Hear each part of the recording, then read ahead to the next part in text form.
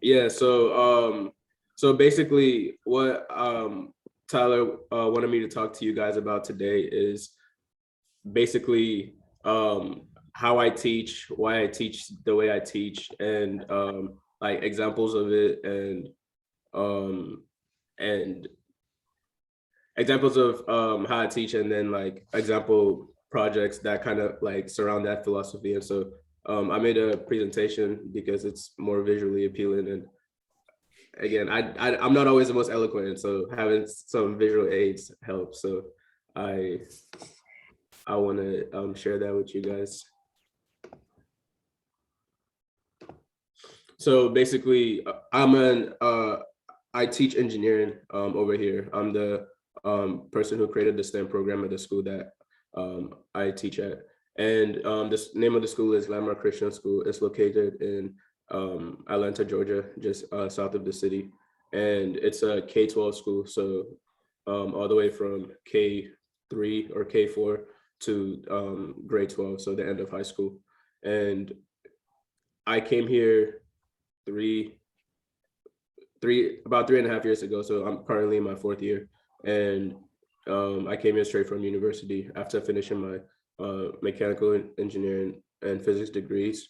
And because they wanted an engineering program, they didn't have one before, and they wanted one, and so I was hired by somebody I knew who was the head of school who wanted the program.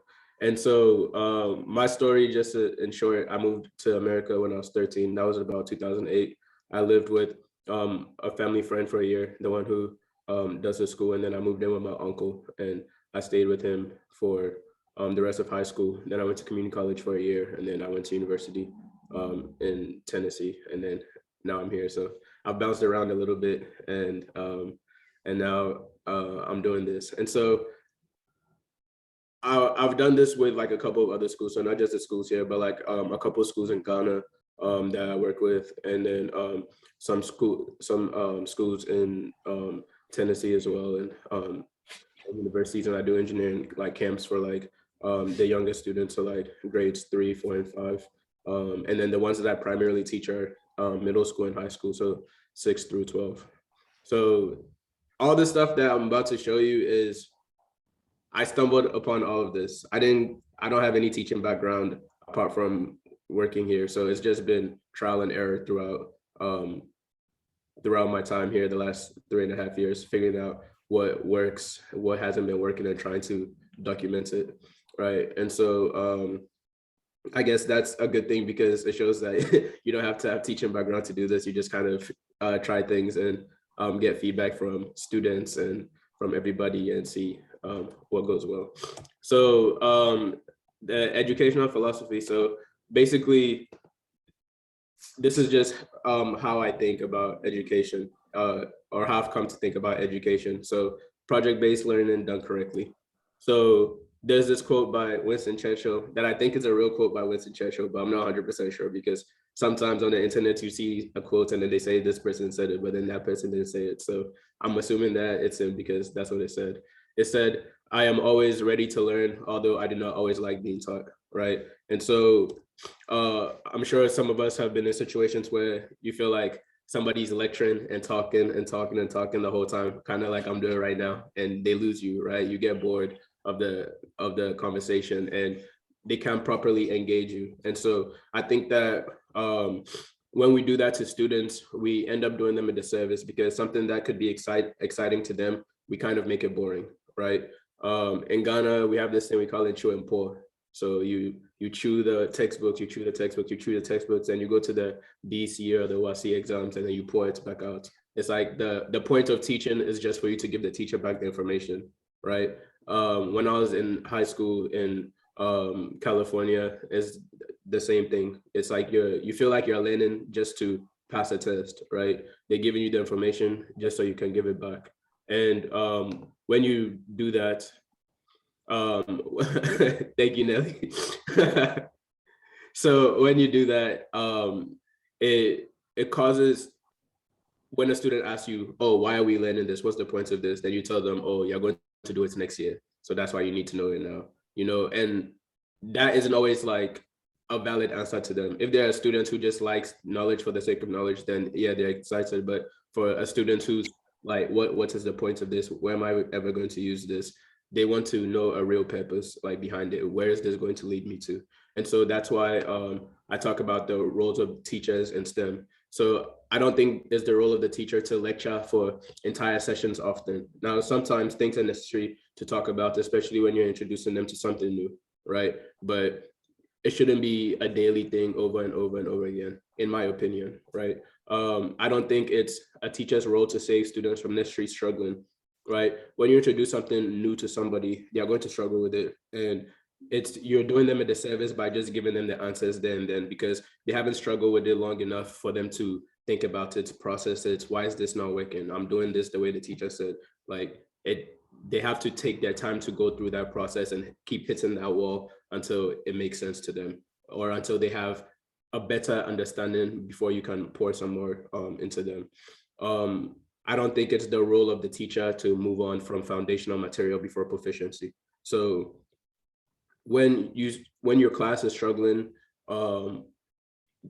it's not wise to just move on. I know in traditional teaching and classes, usually you're on a schedule. You know this, you have 3 terms or 2 semesters to get through the educational material. And so you're just trying to move on and keep moving forward. But if your student needs to understand B to understand C, and they only somewhat understand B and you go to C, then you're going to have problems over there as well, right? So you need to, I think that for a STEM class, you have the luxury of setting your own pace, right? So you need to sit down with them and make sure that they understand that thing before you move on.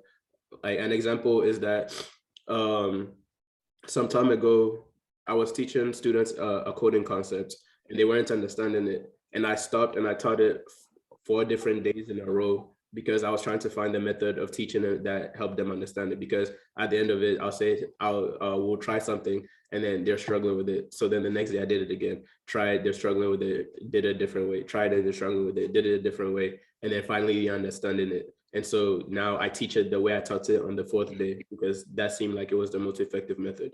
And so you really have to pay attention to your students and receiving the feedback from them to see whether what you're doing is working. And the reason why I naturally did that is because, again, I don't have teaching background. So everything that I was doing, to me, it was just a test. It was an experiment to see is this the proper way to teach this thing? Is it going to be effective? And learning from the feedback of my students, whether it was or not. And then I don't think it's the role of the teacher to have all the answers or appear to have all the answers. I know that as an adult, as a teacher, you feel like you're the one who's been put in position to educate them. So you should have the answers, but it's not always going to be that way, because you're not a robot, you're not a computer, you're a human being. They're going to ask you questions that you're not going to know the answer to.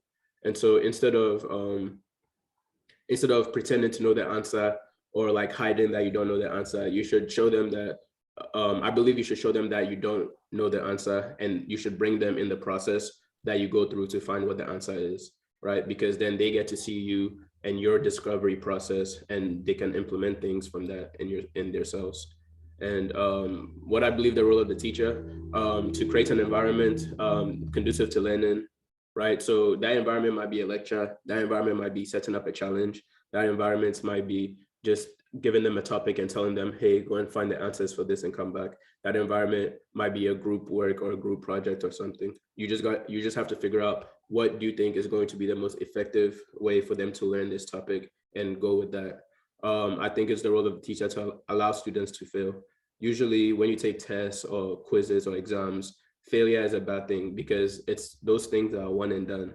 However, in engineering, we live in the world of iteration, right? So if something doesn't work, you have to figure out another way to do it better. If that one doesn't work, then you have to figure out another way. You're always trying to figure out what's the best way of doing something. So you have to get your students used to trying something and then not working for the first time, and having the ability and the time to try it again, and then try it again. And so that failure doesn't look like a full stop to them. It just looks like a diversion, like a comma. So this one didn't work, so let's go to a new path. Allow students time and resources to iterate. So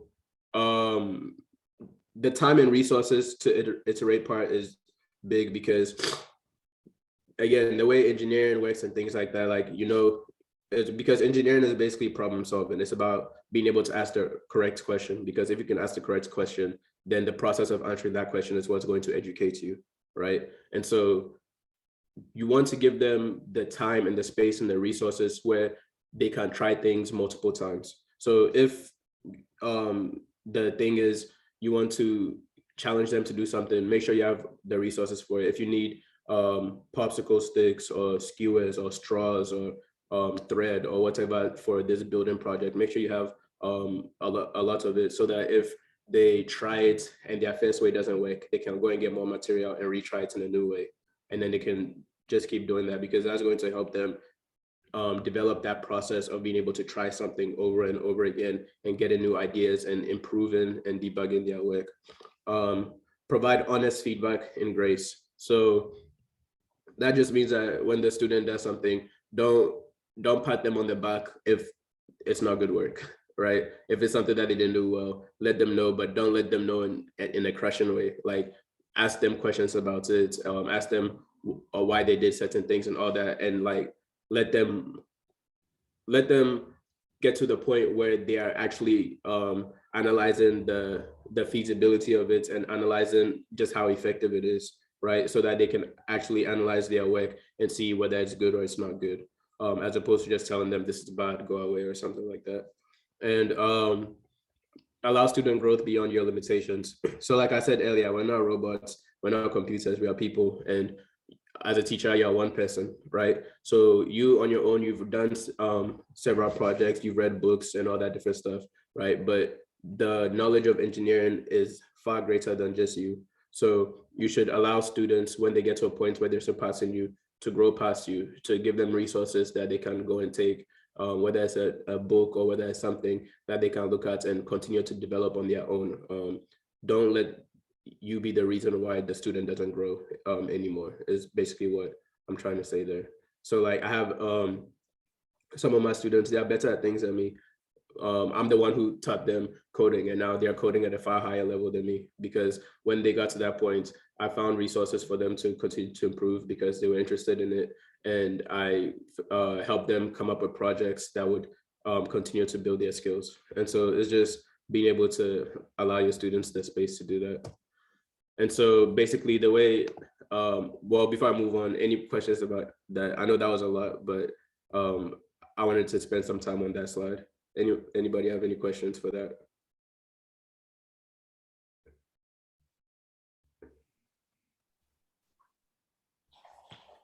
No, just go on. Okay, so so the way I end up doing that is, like I said before, through project-based engineering. So it's the process of using the project as the teacher and you as just supports, right? So usually how people use projects is that they'll put this at the end of the year. They'll say a project is like a presentation of your knowledge, a culmination of everything you've done, just showing off the skills you've acquired. But me, I use projects differently. I believe that a project is a learning tool. It's not just a tool to display what you've done, but it's a tool that actually teaches you on the way. So a project is a tool that makes learning new skills necessary. So if you're doing, if you're in a class or something like that, and maybe it's a woodworking class and you're teaching students how to use a saw, you can't teach them how to use a saw and could just say, oh, this is how you use a saw.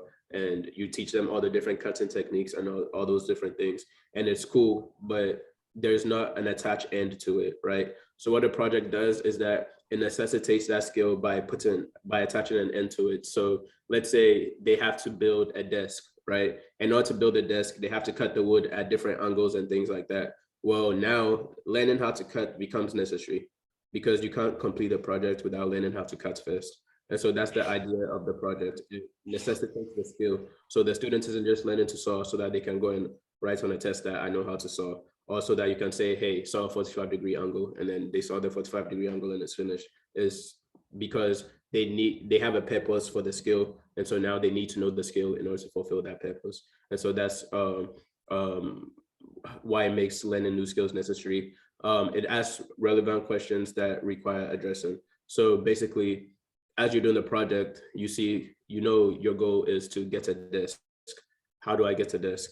what do I need to do for a desk? Well, I need a piece of wood here, a piece of wood there. I need a metal leg here. All those different questions, it begins to get your gears turning to figure out what do I need to do in order to achieve my goal. It sharpens your previously acquired skills. So if you already knew certain things that the project require you to use, it will allow you to make those skills better. And it differentiates between ineptitude, proficiency, and everything between. So a student can say, oh, you ask them at the end of the class, you understand the lesson? Yes, I understand the lesson. Then you're like, okay, here's something to do with it. And then they can't do it. So that means that they didn't understand it, or they thought they understood it until you put them in front of a place where they needed to display the skills, and not display the skills, but actually use the skills. And then it shows them that they don't actually understand what they're doing. And so it gives you another opportunity to refine it and make sure that they have it solid. So that's just the beginning, just the philosophy about basically teaching in STEM.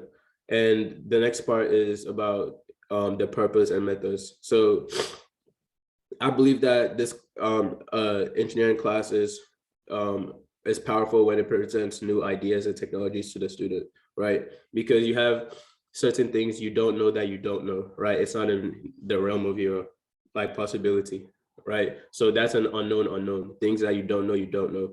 And what I want to do is take them from unknown to a known unknown. So it's things that you know exist, but you don't know as much about them, right? So maybe a student has never heard about 3D printing before. So like that doesn't exist in their universe until I show them, hey, there's such a thing as 3D printing, and it takes an idea that you've modeled on your computer and it brings it to life before you, right? And so now it's like, okay, I know what 3D printing is, but I don't know how to use it. I don't know how to do it, how to work the technology and things, but I actually know that it exists, right? And so you do that with several different topics, and the ones that they attach to, the ones that they find interesting. So whether it's 3D printing, whether it's robotics, whether it's coding, whatever it is, the one that they lean towards, that's what provides them a learning direction, because it's something that's interesting to them, something that's captured them. And so now they know what they want to learn. And once you know what you want to learn, you know the path to get there, right? Because you know, okay, in order to learn this thing, I have to learn this software.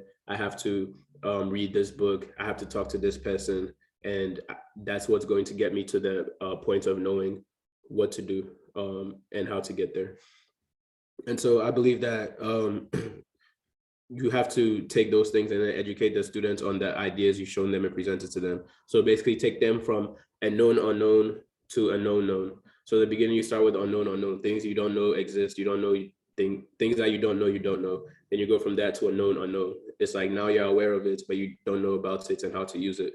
And so you learn that, and then you go to a known where you know the thing and you understand how to use it and how to move forward with it.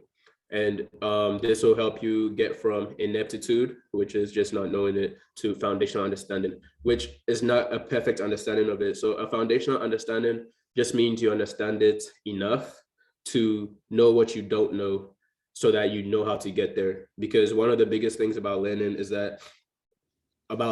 by teaching yourself is that you need to understand what you don't know so that you know what the correct questions are to ask to get there, right? So if I have a solid enough understanding of coding, I know that in coding, there are conditional statements, there are loops, there are functions and things. When I get to a point where I'm trying to attempt something, I should have a solid enough idea behind coding to know what I don't know in order to get there, so that I can look up those things, whether I can get a coding textbook or I can Google it and see how do I do this thing in this coding language, and then it shows me. And getting them to that point where they have that foundational understanding where they themselves can read the books and understand or teach themselves things will build up their self-efficacy and confidence in their abilities, right? And basically it shows them that they can do difficult things, and doing difficult things isn't always fun, right? But when you do something difficult and it works, at the end, you're very proud of yourself, you feel good, and then you think, what other difficult things can I do? Like, it shows you that you have more ability within yourself than you thought. And so that's a very important part in building their confidence. And so when you get to the point of the in-depth understanding, that point is actually where the project steps in, right? Because I believe as a teacher, you reach a point of diminishing returns when you try to give the student depth of understanding through lecturing them, because unless the student is extremely focused, a lot of the words you're saying to them, it goes in one ear and out the other, just because of like being able to focus for long periods of time like this, like just talking, right? So what you want to do instead is that you want to craft a project that they have interest in, that captures your attention. Because with a project, when it shows you, hey, you need to learn this skill, then you go and read a book about that skill, or you go look it up online about that skill, right? And doing that project and failing, and then trying it in a new way, and then failing, and then trying it in a new way and succeeding, that's what ends up building that depth of knowledge. That's what solidifies your coding skill. That's what solidifies your CAD skills, is the fact that you're actually doing it and using it to achieve a goal. And that's where you get from foundational understanding to deep proficiency, because as you're doing the project, you're collecting new skills, you're learning new things, because you need these new skills in order to fulfill the project goals. The easy way to summarize this is replication to editing to innovation. So replication means that in the beginning, you give them a project that, and you tell them, hey, look up what somebody else has done for this thing. So they look it up, they try and replicate it, and it works. And then you tell them, okay, change certain variables in it and constants in it, and see how it changes the program, or see how it changes the build or whatever. So then they go in and then they mess around with the program a little bit. And then they see, oh, okay, when I change this and this thing changes over here. When I adjust this input, then the output is different over here.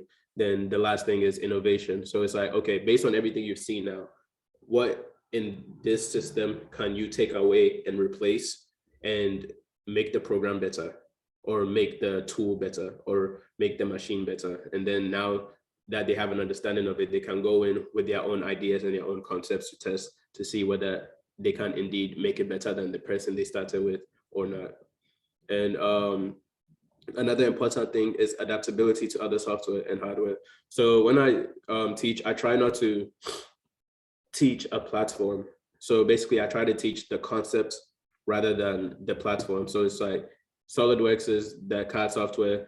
Rather than teaching them, hey, this is how you use SolidWorks, I'm teaching them how to do CAD through SolidWorks. So we just happen to be using the SolidWorks platform. But if I'm teaching you how to build a car on this thing, I'm teaching you about the concepts that are going to build in the car, not the buttons that you press to build the car. Because if they understand the concepts, then it doesn't matter what platform they're using, whether it's SolidWorks, AutoCAD, Fusion 360, they have the ideas already. And so all they need to do is just find where the software puts the buttons in order to execute them. And so, yeah, that's the summary of that. So do we have any questions up until this point? Or what questions do we have? None so far. I have questions. This is from a section before though. So I was wondering, so you talked about students outgrowing you. Yeah. When, like, has that actually happened to you? Oh yeah. Students outgrowing you? Yeah, that's happened to me multiple times. So the nice thing about the projects is that if you end up doing it right, the students will, by the end of the project, the students will have more knowledge on the project than you do. So in the beginning, I have more understanding of the projects than they do because of my general engineering understanding. And it's not like some super engineering understanding. It's just that I went to school for it and they haven't yet. And so I just happen to know more than they do, right? But then when they're doing their projects, there will come a time where the questions they ask you get progressively difficult to answer, right? Because they are reaching a point where they know more about the thing than you do. So for example, one of my students, I introduced him to programming, right? And within a couple of months, he was past me. I had this website and he hacked it. And he came to me and he's like, hey, I hacked your website. You have some vulnerabilities here. So the website, it was a private registration website. Like you had to register privately in order to get access to the website, right? And so I would generate random codes, random passwords, and you needed a password in order to get the link to registration. And the student, he told me one day, he was like, I'll hack your website. I'm like, okay, sure. Like, yeah, because in my this freshman boy telling me you hacked my website and I'm the one teaching him code, and how's he going to hack my website? And then he comes back like a couple of weeks later, like, I hacked your website. I got it. I'm like, how'd you do it? And then he said he bypassed the registration code to find where the link that the button led to.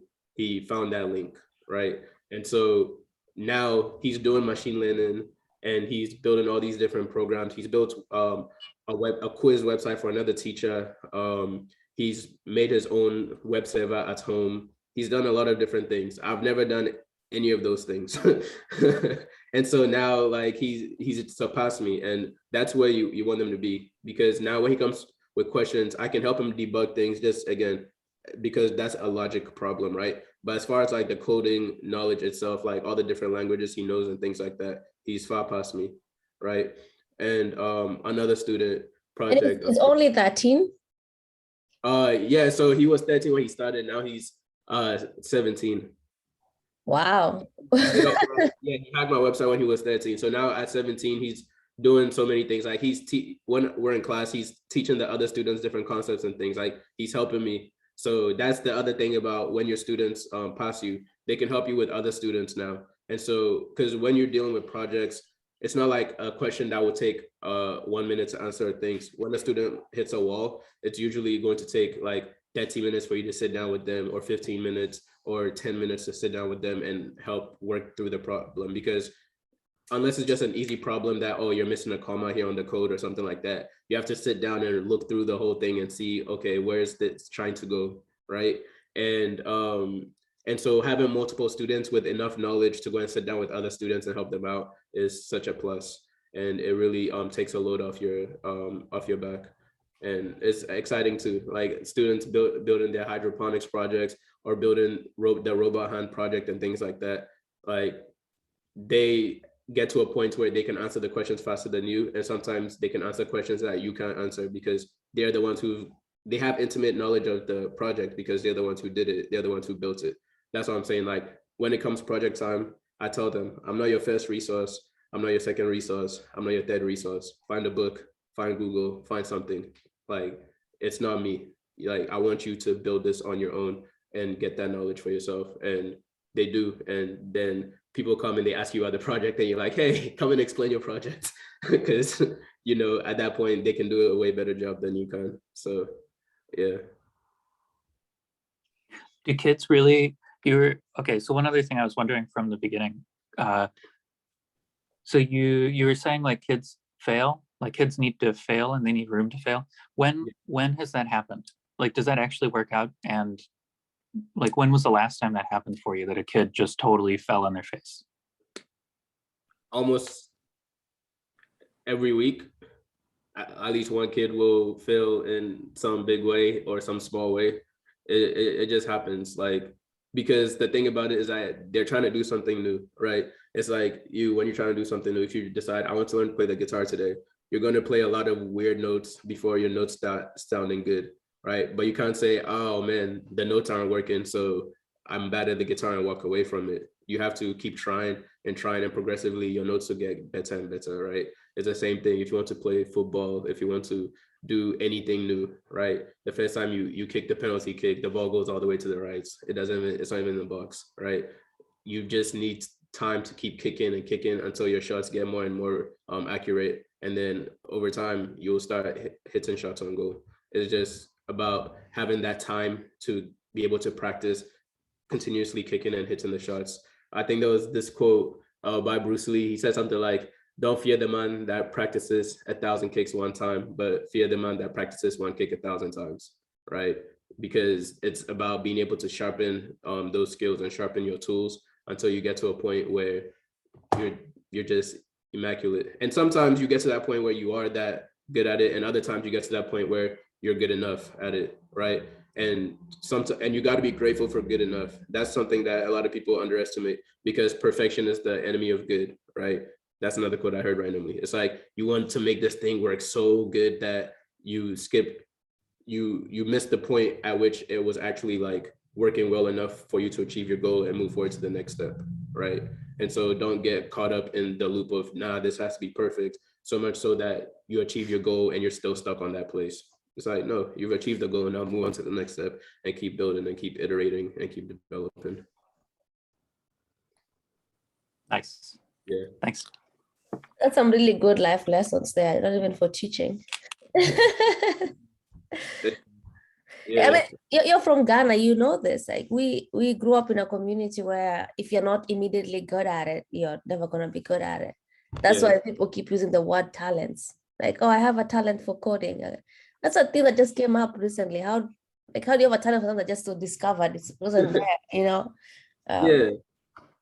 Exactly. It takes practice, and that's the thing. That's why I tell them, I'm like, this sucks right now, and you feel like you don't understand things. We're gonna keep doing it. The more you do it, the better you'll get at it. It's just it's like anything. It's just practicing. You feel like you're really good at this thing, but you don't realize that when you were a child, you were playing with that thing so much so that you naturally developed the skills when you thought it was a game, right? When you thought, oh, it's just fun, I'm just moving these blocks around and things like that, it's just fun. Nah, you are training your brain. You just didn't realize you were training your brain at the time, and now you just think you're just naturally good at this thing. It's like, no, you've practiced it a long time, you just didn't realize you were practicing it, you know? Yeah, I remember I remember my, I think it was 7th grade classroom, and they were telling me about the difference between talents and abilities. And they're saying talents you're born with and abilities is something that you learn.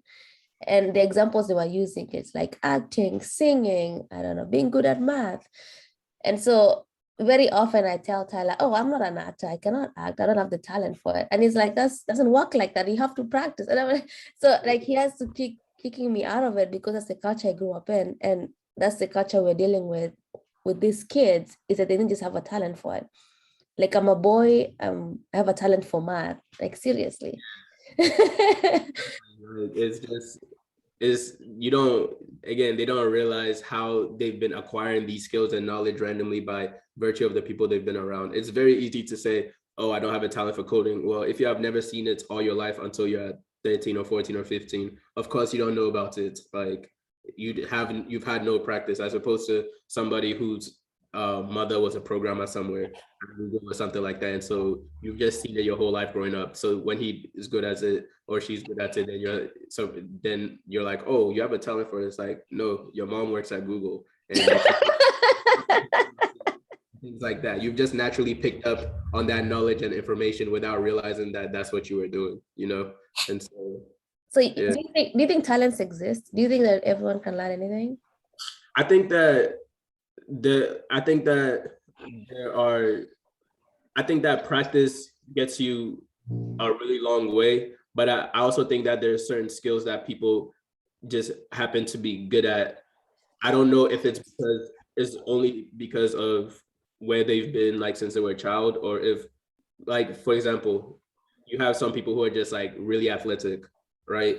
I don't know if it's because, like, when they were a child, they were like wrestling with their older siblings or whatever, and so they just naturally got that, or if they it came from the way, like, they were born in their genetics, or some people who just happen to read and comprehend things faster. I think that for something like that, I think that is just kids who used to read a lot when they were younger. That's what you end up figuring out, like, oh, they really like Harry Potter books or something, and so it's like Harry Potter books are like this thick, and so when by 10 years old you've read all the Harry Potter books and then you're writing essays, it's not a surprise that you write a really good essays when you've read all those books when you were like. So I don't know, maybe I think I'm conflicted a bit, but I think that your childhood and what you're exposed to when you're young has a lot to do with it than we give it credit for. Hey, Tyler, were you one of those people who read Harry Potter books before they were 9? Yeah. I used to be embarrassed about this. I always read them with my mom. So it was like mom and Tyler time. Yeah. That's awesome. Yeah. She also, speaking of that, you know how we always play chess? Mm-hmm. It was the same thing. Like, I would force her to play chess, even though she did not want to. Oh, nice. She was always miserable. Yeah. You're bringing back childhood memories. Okay, come out. Right. She doesn't want to get beat by Tyler again. Here we go again. But funny thing, speaking of talents, I mean, he grew up with chess, and I learned chess, 5 years ago, 6 years ago, and I still beat him occasionally, not all the time. No, we're back and forth. But still, like, yeah. I know, you think I should be better at it, right? Yeah. I'm actually really bad at it for how much time I've spent. You need some more practice. I But need it's a bit, something. yeah. You'll think someone like Kipchoge also has talents for running, but that guy really works so hard. I don't know if you know Eliud Kipchoge. I'm mentioning it because it's a good reference for him. Everyone knows him in Kenya. He's the marathon runner who ran sub 2 mile. Up to, yeah, I remember Sub 2 that. marathon in October, I think 2019. Yeah, I remember that seeing was a that. good day. Yeah. I was like, he ran a marathon faster than I could watch a movie. I know you're just there trying to decide. What's fun is that what's fun that you can decide which movie to watch, right? On Netflix. Right? Like I'm here sitting on my couch with popcorn on my stomach, like just like a complete slob, and this guy's just 26 miles. Yeah, but that is his own life. He wakes up in the morning, he runs for miles, he's practicing in the really very high altitude Kenyan areas like Hitan, and therefore the air is really thin. And so if you compare that kind of air to like Chicago air or whatever, where was he running from? Whatever city he was running in, Austria, Vienna. If you compare Austria, yeah. And so you think like, oh, I can never be Kipchoge. He's born with it. But I'm still interested in like, what about acting and being able to use different accents and singing? Do you still kids can?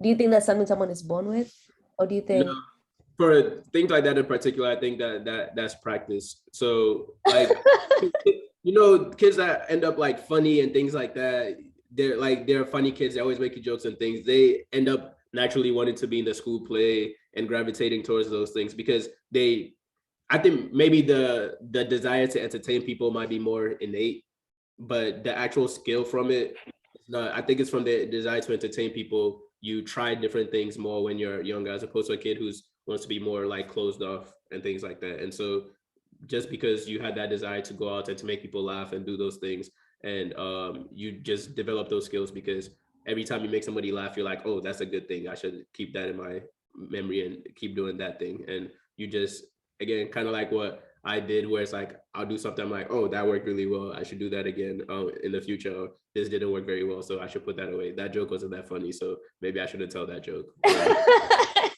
Actually, like, you're just naturally critiquing yourself and getting better at it but it's strange because you're not doing it on purpose. You're just subconsciously doing it because you just, I don't know, as humans, we naturally correct, right? You're walking down the street, you look at your shoes to see if your shoelace is untied. If your shoelace is untied, then you tie your shoelace. Or if your shoelace is tied, you see, is there a rock that I tripped on or something? Like, you just naturally problem solve without realizing that that's what you're doing, right? But that's the problem solving process. You come up with a hypothesis on what's the problem, and then you look for evidence to support that hypothesis. Well, not evidence to support the hypothesis, but evidence to see whether that evidence supports your hypothesis.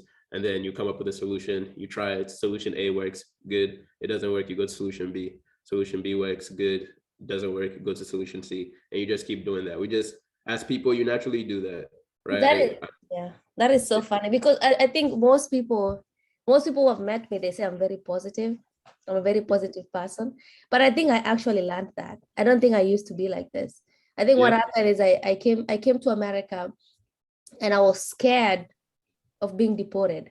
I kept thinking that anything I do, I'll be deported. It's so funny. And then when I was in conversation, I just my goal was to keep the person talking, right? Because if they say something and then I don't say anything, I'm offending them. That's just something I just kept assuming. And so I would have conversations with people and they'll just talk and talk and talk. And then I'll pick something from the conversation and ask a question about that. And they'll keep talking and talking and talking. And so there's this lady who anyway, she used to talk a lot, and I'll just keep planning and asking so many questions. And I remember 3 years later, we finally had a quiet moment in the car, and I was like, oh my God, it took me 3 years later to have to not have a question follow. That's how much hard work I've put into this, And it's so funny because then I realized people keep saying that I'm positive, but I don't really know.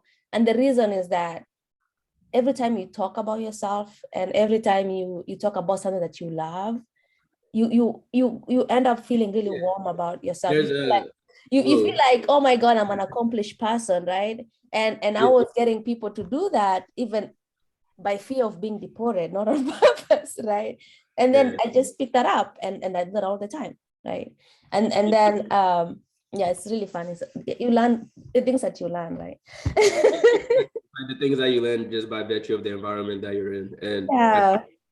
the ability to ask a good question is very underrated. So the fact, like, and you see it, like the fact that that can help you just carry conversations and keep things going forward and things, and it's the same thing in engineering. So Yeah. Cool. So, so like what we just talked about, I'm going to recap everything. So we all agree that talents don't really exist. We have to practice. And like, that's a skill. Even practicing itself is like a skill that kids need to learn. So how do we teach that? Like, what's the best way to get kids to not just look at someone and think, oh, they're talented and I'm not, and I'll never be talented because I'm a girl. Like, what's the way to teach kids to stop being dumb?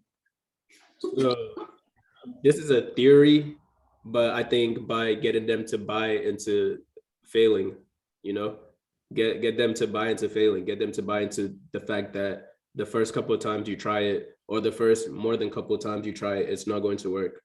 Because once you accept that, then when you do it and it doesn't work, you don't view yourself as a failure automatically. You just view it as it didn't work that time. And then you do it the second time and it doesn't work again. You don't view yourself as a failure. You just view it as it didn't work that time. And then you try it again and you notice the subtle increases and the subtle improvements in your work. The second time you tried it, you failed better than the first time, or you failed in a different way than the first time, right? And then the third time you try it, you failed in a new way, or you feel better than the last time, you know? And because once they get that and they see the subtle improvements, the beginning improvements are very subtle, but over time, you're going to get to a point where your improvement just leaps, right? Because all those different failures that you had over time, all of a sudden, in one instance, you did something that corrected all those different things because you had all that knowledge. And so the leap seems huge, but it's been your little bunny hops that made it a giant hop, like the 7th time you tried it, right? Yeah, because so from the previous 6 attempts. Is it so? And we're claiming that projects do that. Like if we teach in project, like why are projects better than doing this out of a textbook?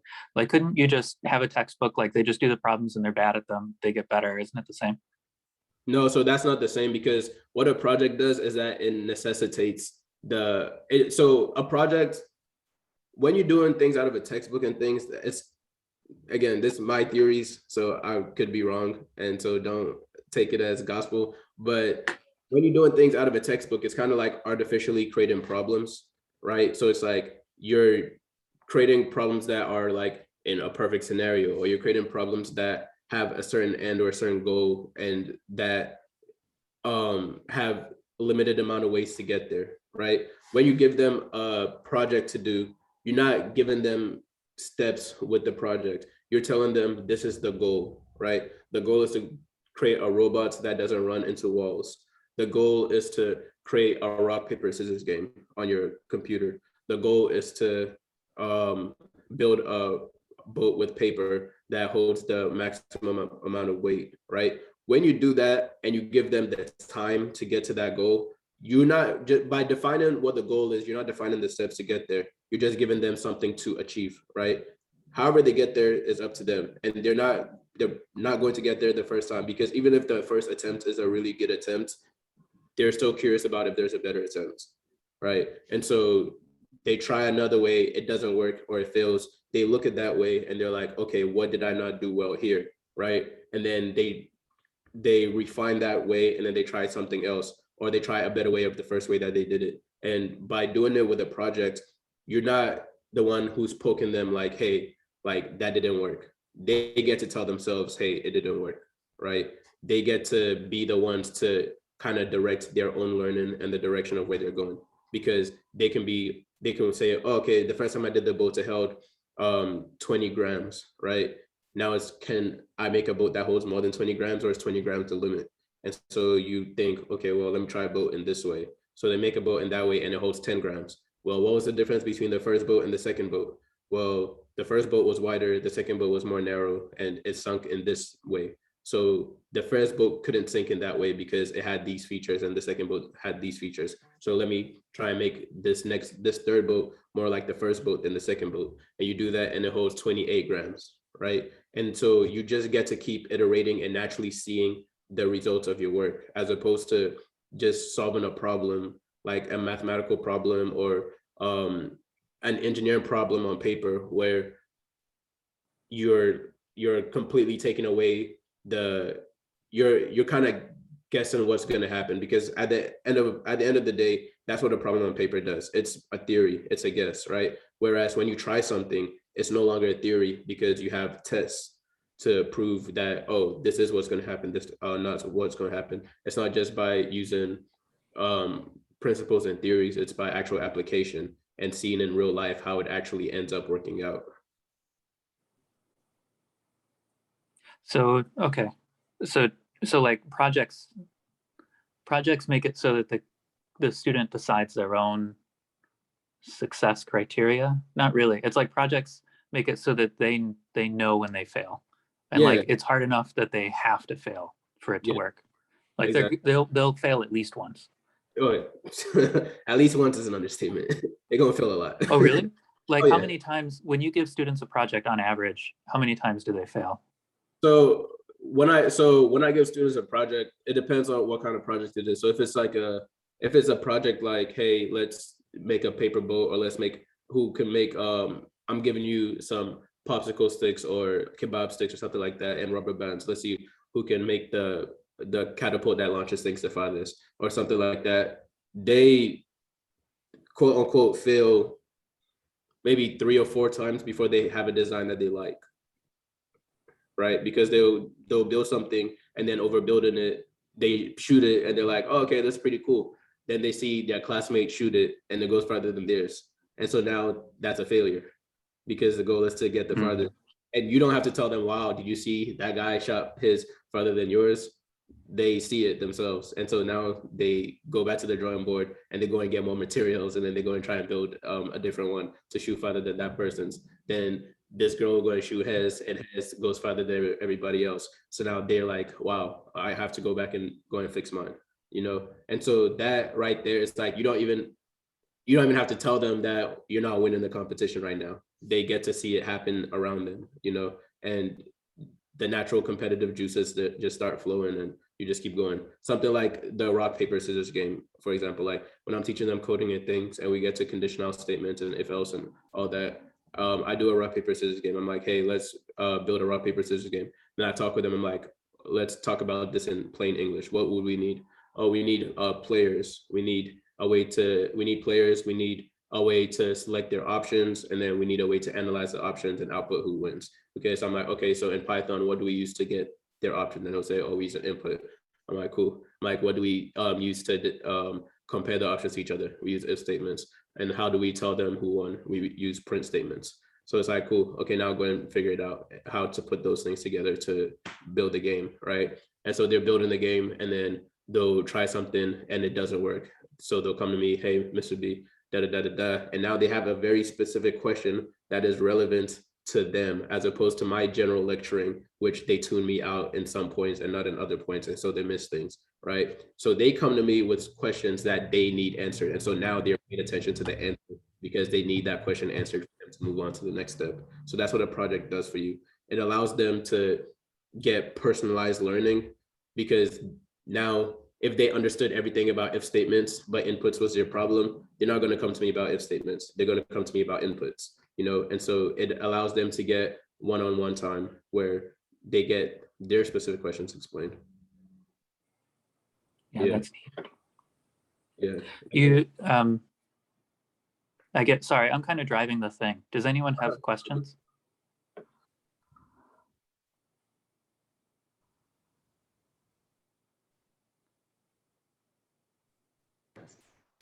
Yeah, they are following up.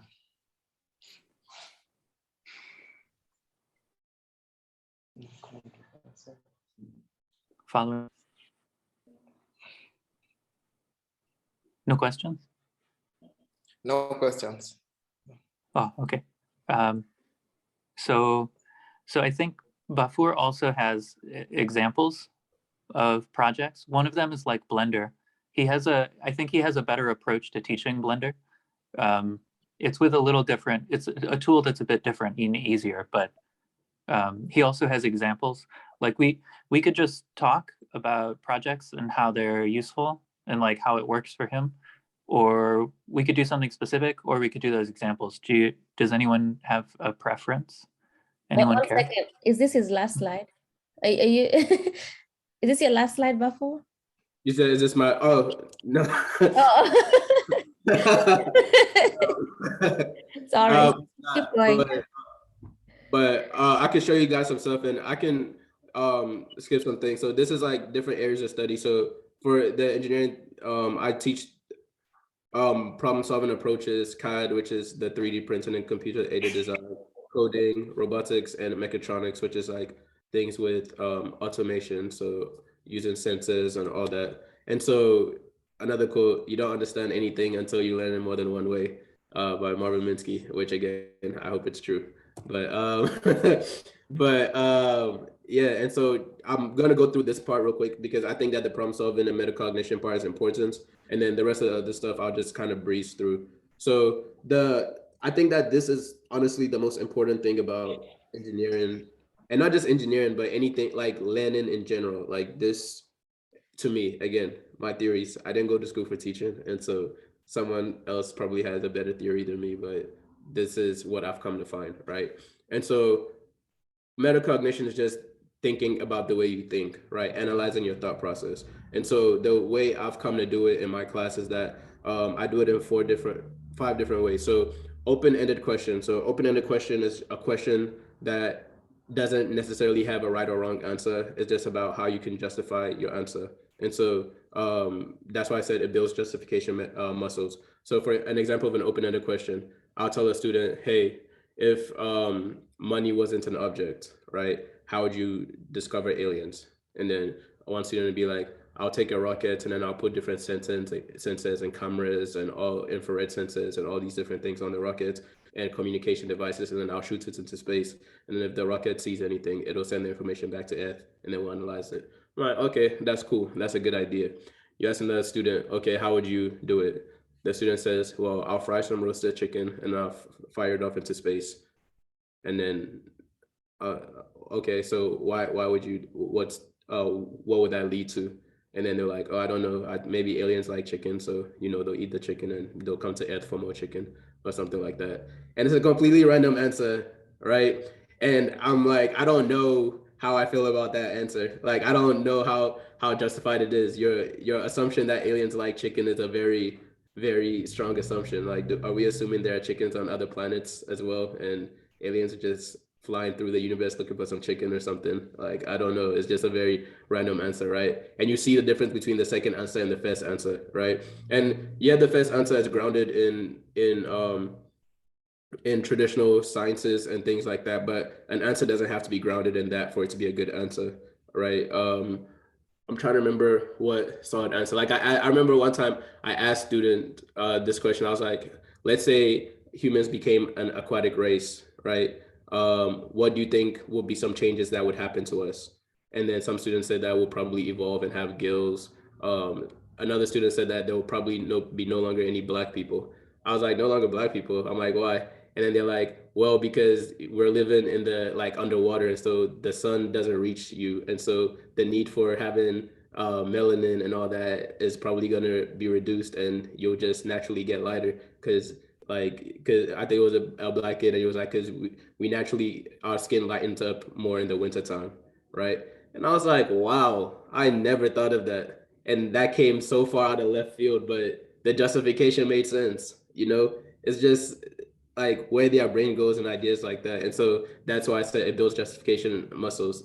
And so like it helps you like prove your point, And then the closed-ended questions are questions that that help expose your assumptions, right? And help you evaluate thought processes. So an example is like, I was paddling on a canoe, and then I looked at this cruise ship, and it was filled with people. I dropped my water bottle in the water, so I went to grab it, and I looked at the cruise ship again, and I didn't see a single person. The cruise ship never sank, though. What happened? And then they'll look at you. They're like, "Wait, so all you did was basically look away from the boat for a second, and you look back and you don't see any single people again? Like, how is that possible?" And the answer is because everybody on the ship was in a relationship. So there are no single people on the boat because they're all married, right? And so you hear single and you think, oh, I didn't see a single person. That means that everybody's gone, right? But that's what a closed-ended question does. It basically allows you to see things not as they've always been traditionally seen, right? It allows you to really push yourself. Could this word mean something else? This problem that I'm looking at, this monitor is always used to look at things on a computer, but maybe for this problem's sake, this monitor shouldn't be a computer monitor. Maybe it needs to be something else, right? Another example of a closed-ended question is a guy was driving down the street with his son, and then they got into a car accident, and then the guy died, and he was a doctor, right? So the son is still alive. So an ambulance comes and takes him to the hospital. And then while he's in the hospital, the surgeon comes and sees the boy and is like, I can't operate on this boy. That's my son. But it's like, how is that possible? The father died in the car crash. And then everybody's like, oh, maybe it wasn't his real father who died in the car crash. Maybe it was the stepson. Or somebody's like, oh, maybe he's just a family friend that he calls father or something like that. And the answer is the surgeon was his mother, right? But nobody thinks of that. They're like, everybody wants to go through all these other different channels and assumptions that it doesn't occur to them that the surgeon could be a woman and it's his mom, you know? And so that's what closed-ended questions do. They help you see over and over again that when things happen, you make certain assumptions and you put certain constraints on yourself that don't necessarily exist, right? And so you need to be able to change that. And the last example, a baby falls off a 26-story building and survives. How did they survive? And then students are like, oh, the baby probably had a parachute. There's a bed on the ground or something like that. So like I said, a baby fell out of a 26-story building, but I didn't say what floor they fell off. They just fell off the ground floor, right? So everybody's like giving all these different reasons for how the baby could descend to the ground slowly, but the baby just fell off the ground step. that was all. They just happened to be in a 26-story building. You're putting the constraint on yourself that since I said it's a 26-story building, they have to be on the 26th floor, you know? And so it's just things like that that help them analyze their thinking more. And then the open-ended problem solving and closed-ended problem solving is in the same vein. It's just that now it's with activities and challenges. And then the reflections and thoughts about thinking is just questions that I ask them at the end of the activities to get them to justify why they did what they did and see if it makes sense or not. And so the alien problem with infinite money, example of open-ended question, the Dr. Riddle example of closed-ended question. The paper boat with weights is an example of a closed-ended activity because when like I told you, I give them 30 minutes in the beginning to try out the different boats. And then at a point, like I give them 10 minutes to build their best boat, right? And so what I'm hoping they discover during the first 30 minutes so far is that the boat, they naturally think that, oh, I gotta fold the bottom of the boat a lot of times so that water doesn't come in from the bottom. But they don't, I hope they land is that the boat doesn't sink because water penetrates the bottom of the paper. The boat sinks because water comes over the walls and sinks it. So over time, they should land that the wider they make the boat with higher walls, the better the boat is going to perform, right? Because the wider they make it, the more they're able to distribute the weight so that the walls stay above water. And the higher they make the walls, the less likely they are to get water over the top of them. And so that's a problem or a challenge with a correct answer, right? Or with a consistently correct answer or direction. Whereas with an open-ended one, like an egg drop competition, you can try and cushion the egg. That could be your approach and figure out the best way to cushion the egg. You could try and slow down the fall of the egg by building a glider around it or a parachute or something like that. That's another way to approach it. There are a lot of, or like some combination of those two things. So there are a lot of different ways you can build an egg drop housing or mechanism so that the egg falls to the ground slower or falls to the ground softer, right? But it's not necessarily just one answer. It depends on the materials I give you, whether you can do all those different things. So that's why it's more open-ended. And then the reflections is just a summary of, like, at the end, I ask them, the way I do reflection questions is that I'll ask them the first question, I'll give them about a minute to write down their answer, full sentence explanation, and then I'll go around the classroom and everybody has to read out their answer. And then I'll go to the second question, give them some time, and then everybody has to read out their answer. And so it's generally reflections are, what did you do and why did you do it that way? What was your approach? Why did you approach it that way? Based on what you've heard about your classmates' approaches, what are your observations of what succeeded? And why do you think those things succeeded? What are your observations about your classmates about what failed? And why do you think those things caused them to fail? And if you had more time, based on everything you've learned right now, what future improvements would you make to your design and your approach? And why would you change those things in those ways? Okay. And so basically those questions, hearing everybody's answer allows them to not only improve from their own experience, but now they get to have 15 different experiences to draw from, right? And so now it's like they've done it 15 times because now they have the knowledge of 15 attempts in one. I don't know if that quite makes sense, but that's kind of the way I look at it. And so yeah, so I just want to get through that this part because I think is really important. Do you guys have any questions about this part?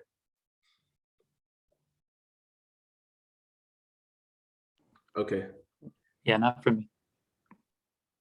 Cool. So the next parts are just like the different topics. So CAD and computer aided design. So just teaching them the direct modeling methods. Parametric modeling like is more the professional SolidWorks and Fusion 360, and then transferability and accessibility, like I said before. Using students have I use platforms that students can access in different ways so that if a student really likes it, they can still use it at home. They don't just have to be at school to use it, right?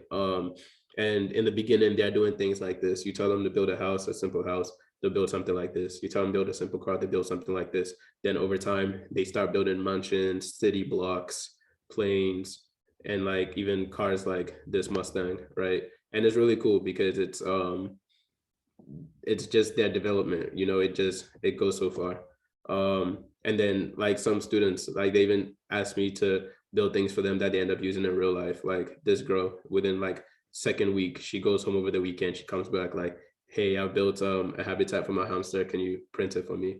And then I 3D printed it, and then her mom sent me this picture of the hamster like in this. And you think about it, it's something that just like it didn't exist in the universe until she thought about it and did it. And it went like she has something now that she had in her head and she can hold it now, you know. And that's a very important thing to give somebody, you know, something that goes from idea to like actualization.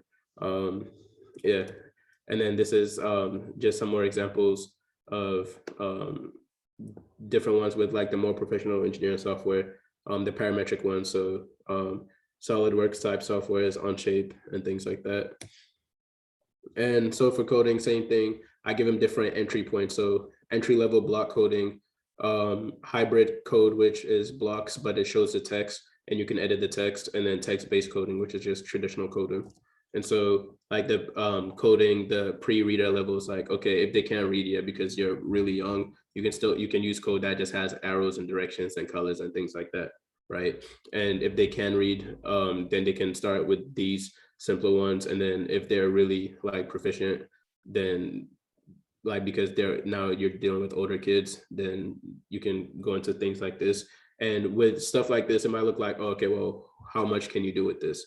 Well, for something like this, a lesson I would have would be, okay, draw me a square. So they'll take the up arrow, then they'll take this down arrow, then the left arrow, the right arrow. I'm like, okay, cool, draw me a triangle. It's a little more complicated. Then it's like, okay, draw me an octagon. You know, now you're dealing with different angles and things like that. And it's like, okay, write your initials, you know? So then they're writing their initials, and now they have to deal with the S's and making them rounder and things like that. Then it's like, okay, draw a cube, you know? So now you're going to 3D, and it's like, draw a cylinder. So there are different things you can do. You can get creative with the challenges and things like that. And they each increase in complexity. And it's not it's not difficult just to be difficult, right? It's difficult because it's just natural growing complexity. That's the difference, because you don't want to just make things hard for them just for the sake of making it hard. The difficulty must make sense, like as far as like purpose, right? It must, when I tell them to draw a cube, it can't be like draw a square 5,000 times, because it's like, this is just busy work, because I just draw one square, but then I have to just keep, well, you can use a loop, and so you can make it easier like that. But let's say loops didn't exist. It'd be like, wow, you want me to draw this square 5,000 times? That just feels like busy work. But if you're like, draw a cube is a different idea, right? You have to draw the square, the first square, then you have to draw the proper angle, then draw the second square behind it so that it looks like it's in 3D, right? And so it's just increasing complexity. And this is another example of a hybrid one. This is hybrid Python, so it's called Edublox, and it's for block code in Python, right? And so that's just an example of the platform. This platform is amazing, and it's heaven sent. And then there's Google Scholar, so just another text-based IDE. And so it's the same thing with robotics. I do things online with them virtually, like whatever we're going to do in class, I'll use what do you call it? I'll do it virtually. So if we're building a robot that is obstacle avoiding, we'll build it on this because it has sensing, it has control, it has events, all those different things. So they can do it here, and then they can do it in real life afterwards, because they'll already have an understanding of it before they go and build their robots and see what capabilities it needs to have. Because just because you can program the robot to do it doesn't mean that it's going to do it. Because if you build a robot that you tell it, hey, if you see something 10, but you didn't build the wheels in such a way that it can turn, then it doesn't matter, right? And on the computer, you tell the robot to turn 90 degrees, it'll turn 90 degrees. In real life, it has friction and slip and all those different things. So you have to adjust your angles and account for all those things. And so this is the easier way of doing it. And then they do it in real life. And then now it's no longer theory, like what Tyler was talking about with the textbook problems, right? So textbook problems are majority theory based, right? So just like this, it's like a theory. You tell the robot to turn right. Well, the robot has perfect ground and no slip, so it'll turn right perfectly. But in real life, it won't turn right perfectly. And so you have to adjust. And some adjustments that some of my students have made is that they'll put rubber bands on the wheels to make the robot grip the ground tighter, or they'll weigh down one side of the robot so that it has more normal force for gravity to have a greater friction. And so just creative things like that. It's like, oh, wow, you put a weight on the robot. That never occurred to me to do that. But, they're solving real life problems, and they're doing it well. And this is the just more visuals of robotics. So I go from virtual to kit robots. So kit robots are just robots that come in kits that they can assemble, to robots that they build from scratch with things like an Arduino or Raspberry Pi.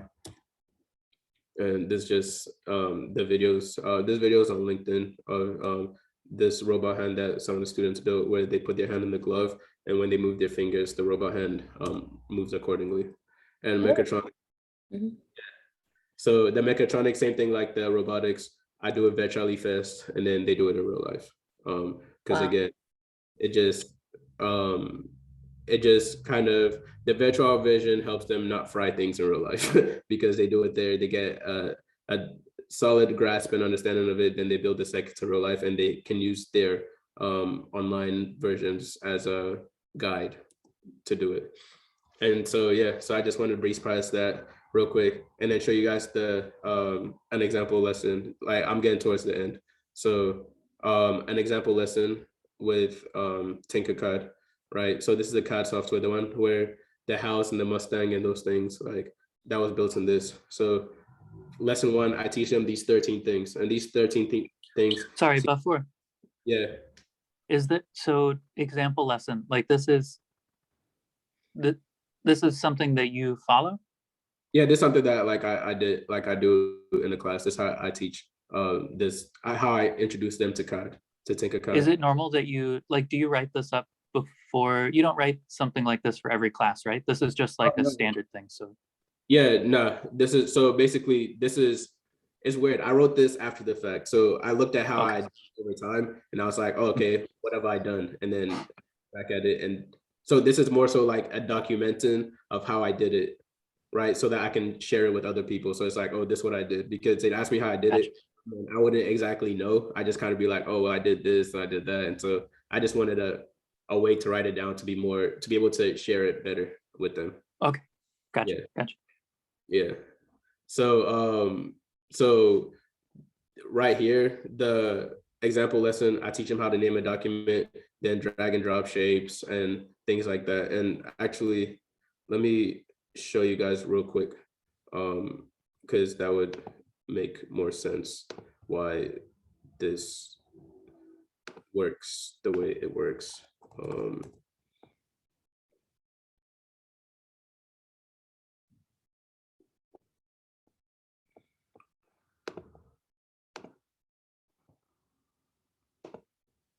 Okay, so right here, this is the Tinkercad platform. And so I'll create a new design. And so it's this blank page, right? And this the work plane. And again, like I said, it's 13 things. And so it looks like it's a lot of things, but I'm teaching them how to name the document, drag and drop shapes, comment, move shapes, size them, color, rotate, copy and paste them, align them, group the shapes together, ungroup them, and create holes, right? And so that seems like a lot, but that takes like 5 to 10 minutes.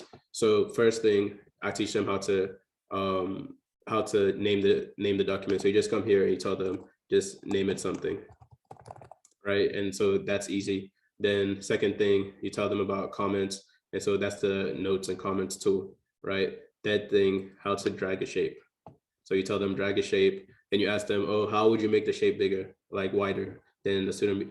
Because at this point, they're already trying things out. Even as you're teaching, they're already trying things out. So somebody's already dragged the shape and made it bigger. So you're like, how would you make a shape bigger? Then they'll click on this. They're like, oh, this corner white square makes it bigger. I'll say, how do you make it taller? Then they'll say the white square on top makes it taller and shorter. I'll say, how do you lift it up? Then they'll say the black arrow on the top lifts it up, right? The next part is something that they don't figure out as intuitively. I say, how do you rotate the shape? Then they're not sure. So I'll say it's the arrows that look like U-turns. So you can click on those to rotate that way, and in this axis, right? Then I'll say, okay, so if you want to group a shape, you want to combine shapes to make new shapes, you can drag a shape, put it over the other shape where you want it to be, and then select them all, and then click on the group button. And then now you have one shape. I'll say if you want to make a hole in it, you can grab the shape of the hole you want to make, put the hole where you want it to be, click on the hole button, and then group it with the shape you want to make a hole in. And then now you have the hole in the shape, right? I'll say, okay, let's say you want to ungroup it because you don't like where the hole is. You can select the shape, click on the ungroup button. And if you want to ungroup the first one, you can click on the ungroup button again.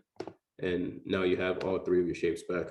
And then you talk about aligning shapes together, which is just pressing the align button and moving them.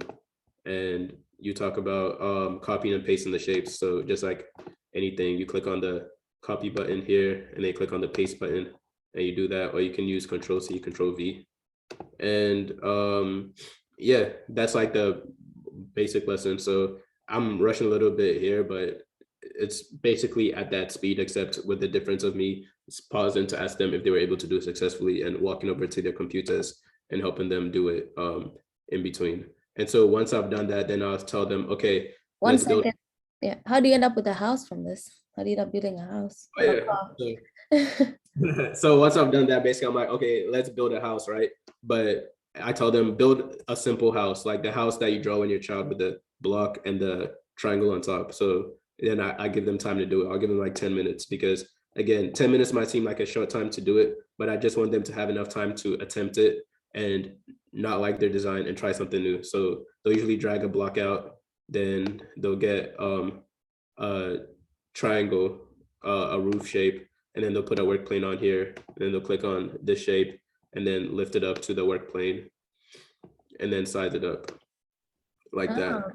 And then they'll and then they'll say the house is finished. I'll say you don't have any doors or windows. So then they'll go back and sit down, and then they'll grab another shape, change the color of it, and then push it here like it's a door. excuse me.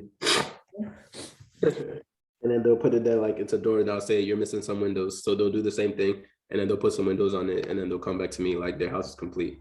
Then I'll tell them, good job, like go make a car now, or go make what the next thing is. And then for the car, I tell them make it a simple car. And so they'll go there and then they'll make it a simple car. And then yeah, they'll just keep moving forward like that, right? And so after they made the house and the car, then I tell them, okay, so that'd be like an example of a simple car, that'd be like an example of a house. And then I'll tell them, we'll do the reflections, and then I've already explained how the reflections work. And so here's some example of the reflection questions. Out of the three things we made, the house, the car, the regular house, the butterfly, and the modern house, which was the easiest to make and why? Which was the hardest to make and why? What about the Tinkercad features we learned is the hardest thing for you and why? What is the easiest thing for you and why? And if you had more time, what changes would you make to your car, house, butterfly, modern house, and why would you make those changes? So again, because everybody is doing it, it's not just their answer, but they're getting to learn from like the 15 other people in the classroom with them, or the 5 other people in the classroom with them, how they answer those questions, and gleaning from all their different experiences, because we're all reading our answers out loud. And then after that, I teach them slightly more complex Tinkercad tools like the scribble tool, the text tool, the extrusion tool. And then we start making more organic shapes like these, shapes that are more round in nature. So basically you do that, and then you do the reflection again after they're done making their planes and canoes and things. And then which was the easiest to make, which was the hardest to make. If you had more time, what would you change about it? What about the new Tinkercad features we just added on is the hardest for you? What's the easiest for you and why? And why would a software like Tinkercad ever be useful for you? Why would a software like Tinkercad ever be useful for an engineer or a designer, right? And so the house, after they make, so this is like the modern house they make. So Tinkercad has a gallery where different people have made things and they're sharing them openly. So I'll tell, the modern house is one of those things. So I'll tell them, hey, so this is a student built modern house, right? But I'll tell them, hey, look at the example of this house. I want you to make this house. And then if you want to make adjustments to it afterwards, do that. But you have to make the house first. And then they'll see it. They're like, that's a crazy looking house. How would you ever make that? The thing about this modern house is that it's just a bunch of blocks, right? They're just stacked up in different ways. So it's actually a lot easier than they think it is initially. And when they attempt it, they come to figure that out, right? And then when it's time for them to make the plane, like like I showed here, I'll tell them Google a picture of a plane and recreate it. So now it's a 2D picture, but they have to extrapolate it to a 3D creation, right? And so they do that, and then they end up getting those planes. And something I skipped over that I want to go back to is right here. So I'm just going to read this real quick because it's important. So I said the lessons, these lessons are meant to provide the students with relevant scenarios where they will need to use almost all of the Tinkercad features mentioned and demonstrated above. These lessons also only use fairly simple shapes throughout. Even the modern house is mostly blocks. This is about introducing them to the features and then giving them the time to practice implementing without instructions. Only aid when necessary. Let the students struggle with figuring it out on their own before stepping in to save them. That is when they learn it with the most depth, especially on the modern house practice. So give them time and don't just step in to save them. Let them struggle with it, right? So that's what the time is for. Please let them struggle, but give them plenty of time to complete those two in particular. It will take them time to get used to it, but don't try to make things go faster by helping them or giving them the answers. They'll retain the answers better if they find them themselves. I've done these lessons with at least 100 students, and I can tell you that all of them have made at least a 90% replica of the modern house without my help, because I give them enough time in class to actually sit down and attempt it properly. The key here is time to practice. Give them a lot of in-class time to practice. It may seem like you're moving slowly and not doing much, which is fine because the students are actually absorbing a ton of information. So that's just, again, giving them time to practice. Like we talked before, talents versus ability and things. I think that you just give them enough time to practice, especially in the beginning, they can build that foundation and they can move forward with it. And then they end up building things like this.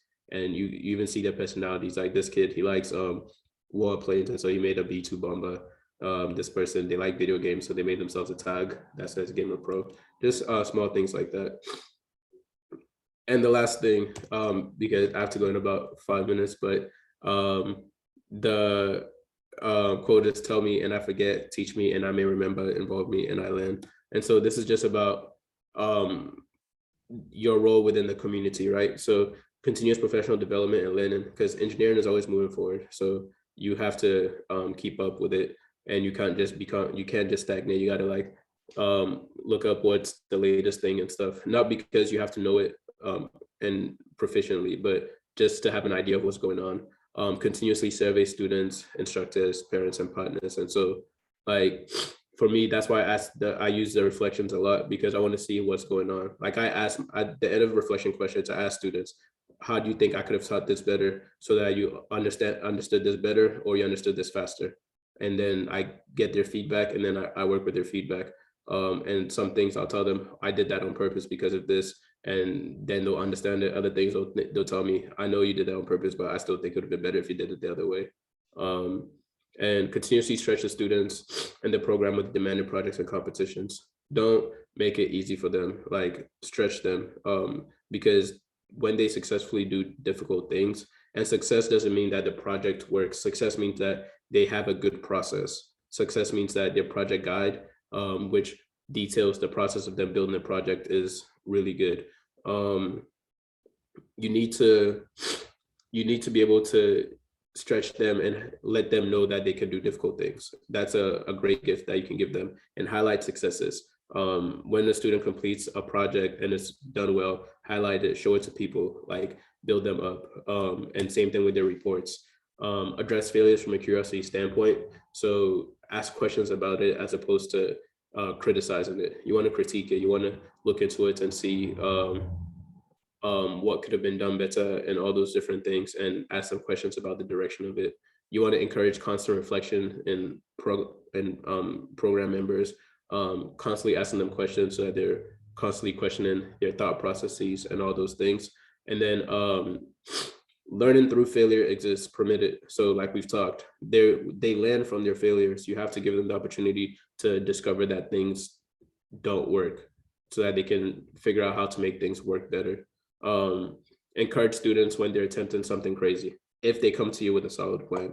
Now, because I think like the difference between something crazy and something foolish is one has a pretty solid plan and one doesn't, right? A foolish thing is just trying something to, like, without any idea or plan, and that doesn't go off well. A solid crazy attempt is trying something crazy, but you have a solid plan behind it, right? And so if they do have a solid plan, give them a little space to try it, and reward excellent program members, which goes without saying. If somebody does something well, show it off. And so in conclusion, support the learning, be it through the teacher, the challenge, the project, the environment. Support what gets the job done. So whatever it causes it to work, support that thing. Give them time. So time to fail, time to retry, time to fail again, time to iterate, time to fail again, time to finally find something that works, and have the knowledge from the previous 3 attempts as well, right? Because that's what happens. They try and try and try again until they get it. Learn with them. Do not present yourself as an engineering god of knowledge. One of the greatest gifts you can give a student is telling them you don't know the answer to their question, and then involving them in the search for that answer. Like, show them the vulnerability, show them how you learn. Accessibility wins. Use hardware and software that are easy for students to access on their own so that they can grow in their comprehension and come back to you with new questions from their personal STEM journey to inspire. So like my students who will contact me over holiday at 2 a.m. like, hey, look at this program that I've built, or the girl who over the weekend builds her hamster cage and then brings it to me and asks me if I can print it, things like that. Celebrate wins. When a staff member, student, partner, school, family, or whoever succeeds, celebrate it, make it a big deal. It will make them want to go even harder and bigger the next time around. And finally, never stop improving. So the world of engineering and technology is always changing. Standing still means you're falling behind. Moving forward is the only way to keep up. So never stop learning and never stop growing. And that's the conclusion of this presentation. And credits to Slides Carnival and Unsplash, because that's where I got this slide template and dig on it, because that's what I work with as far as distributing different information that I got. And so, yeah, that's the conclusion of the presentation. And yeah, I'm glad I got to do this, and I'm hoping for more follow-up. I know I kind of rushed through the end, but classes started soon, so that's why. But thank you guys for the opportunity. I'm really grateful, and I'm really excited about everything you're doing, and I hope I can help however I can make this successful. It was really amazing to have you, and I'm excited to try Tinkercad. I think we Yeah. were trying to figure out 3D Blender, and it's like, wow, that's Yeah, Blender is one of my students. I was telling Tyler this. One of my students is actually really good at Blender, so I was telling Tyler that I could ask him to create like some personalized tutorials to send you guys, as opposed, because I don't know, sometimes people on YouTube, they get a little confusing, but with this guy, if he creates a tutorial and it doesn't work out, you can tell him what was confusing about it, and he can adjust it and create it again and send it back, you know, so you have like a way to like personalize the Blender learning for you guys. Yeah. How old is he? 15 or 16. No. Didn't you say, Baffour, that's the kid who you found work, or like he's already working? Yeah, with my university. So they needed somebody to make the art department needs somebody to make a character for them that has a skeleton so that they can import it to another software and animate it. And I was like, oh, I know somebody who's really good at Blender. And I showed them his portfolio because he does. And it's funny, I call it portfolio. That sounds so official, but it's literally just things that he's done like in his free time. And they saw it and they really liked it. So they're like, yeah, we want this guy to do it. And so he's working for them right now, like doing that. And he's like 15 or 16, like in high school, working for a university. You know, it's really cool. Wow. Yeah. Yes. Yeah. Maybe he can also, if he has time, he can do something like this. Have Yeah. Exactly. lunch and learn. Yeah. Yeah. I know you have to go. So thank you so much for this presentation. It was very informative, and Thank you. some life lessons in there too. So Yeah. Thank you. I appreciate that. I'm glad that you guys can get something out of it. And I want to do this again. So hopefully like the next time that we can, because just to like make it more conversational as opposed to more me presenting, because now that I've given the information, like hopefully. we can do it with the kids if you want. We can do it with a couple of kids, and you can maybe do Tinkercad. Yeah, exactly. Oh, that is such a good idea. Yeah, I could do a Tinkercad lesson for them. Yeah, because the elementary school teachers, like they were talking about habitats and things with the kids, with third grade kids, and so they're like, oh, we want them to, can we use a 3D printer to teach them about different things? So I was like, yeah. So they came, and then that same lesson that I showed you, that first lesson was a lesson I did with them, and then I was like, at the end of it, they wanted to make a fish flower leaf and like something else. And so at the end of it, I'm like, hey, so if you want to make a fish, what are the simple shapes that make a fish? And then the students like a circle and a triangle for the tail. And then like, what's the simple shapes that make a flower? A circle and an oval shape and all that. And then they say that, I'm like, okay, cool, now go do it, you know? And then they go and do it. And then they made it, I was able to 3D print it for them. And now they're learning about science, but then they get to create something and hold it like as part of the science they're learning. So yeah, but I will see you all hopefully very soon. Yeah, we'll keep in touch. We'll find dates for the actual class with the kids. Yeah, absolutely. Awesome.